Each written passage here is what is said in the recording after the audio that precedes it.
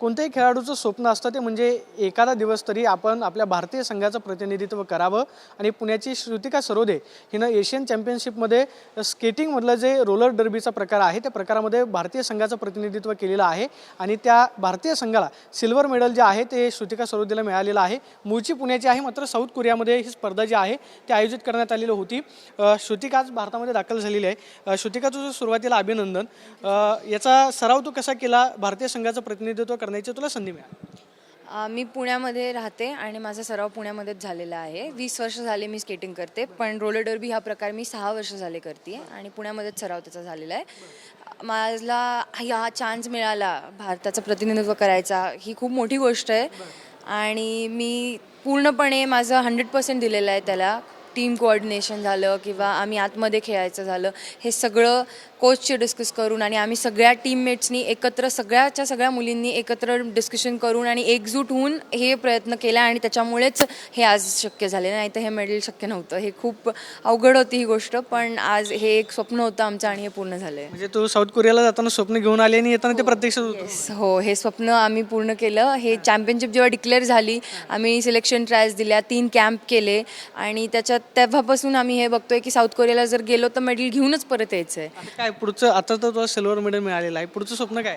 पुढच्या वर्षी आम्ही जाणार आहे वर्ल्ड स्केट गेम्ससाठी, वर्ल्ड चॅम्पियनशिप ज्याला म्हणतात, आणि त्यात पण आम्हाला मेडल घेऊन यायचं हे आमचं स्वप्न आहे। असंच आमचं स्वप्न एक मागच्या वर्षी पूर्ण झालं। इटलीला आम्ही गेलो होतो आणि त्याच्यामध्ये वर्ल्ड चॅम्पियनशिपमध्ये आम्हाला ब्रॉन्झ मेडल मिळालं।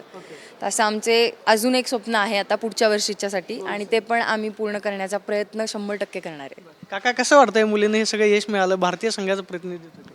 खूप आनंद होतोय, कारण श्रुतिकाला कॅप्टन केलं तर महाराष्ट्रातून आपल्या मुलीला प्रतिनिधित्व करायला मिळतं दिल्लीमध्ये किंवा राष्ट्रीय याच्यामध्ये संघामध्ये।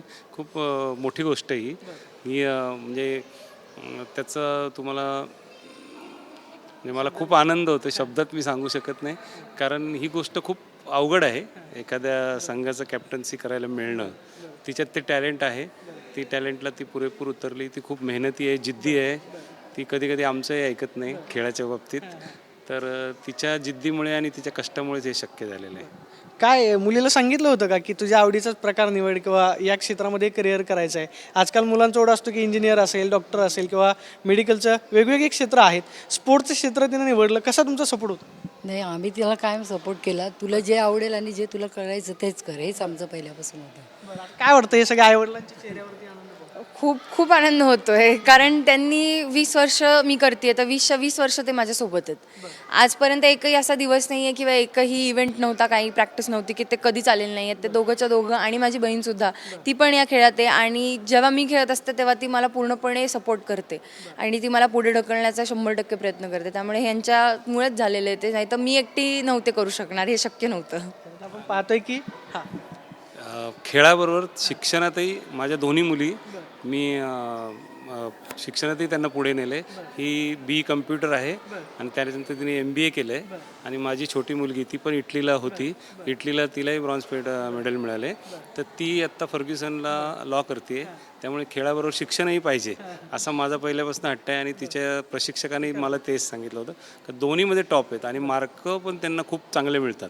खेळामुळे हे सगळं शक्य आहे। आपण पाहतोय की या सगळ्यांच्या चेहऱ्यावरचा आनंद जो आहे तो खूप काही सांगून जातोय। श्रुतिका सांगते की जवळपास 20 वर्ष जे आहेत ते मी सरावासाठी या संपूर्ण खेळामध्ये लावलेली आहेत आणि आज मला ते यश मिळालेलं आहे, भारतीय संघाचं प्रतिनिधित्व करायला मिळालं, याच्यामध्ये मोठा आनंद, अशी प्रतिक्रिया तिच्या कुटुंबियांनी व्यक्त केल्यास पाहायला मिळते। कॅमेरा पर्सन विनोद कुमारसह प्रदीप कापसे, TV9 मराठी, नवी दिल्ली।